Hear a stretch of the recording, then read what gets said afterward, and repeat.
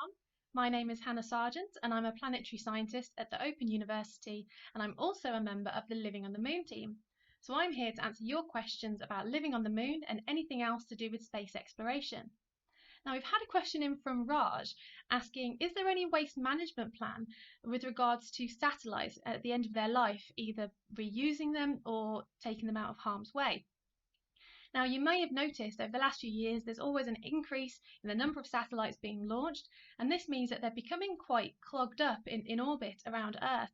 And this is potentially hazardous, especially towards the end of a satellite's life. If it's got no fuel left, then it isn't possible to maneuver it out of the way of any potential collisions that could cause debris to fly everywhere and causing more collisions.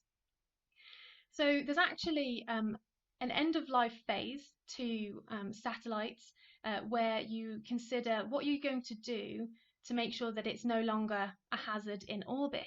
So that could involve leaving enough fuel on board to deorbit the satellite so that it can burn up in the Earth's atmosphere, or perhaps increasing the orbit of the satellite into something we call a graveyard orbit. And this basically just takes it out of harm's way into an area which doesn't have many satellites in it.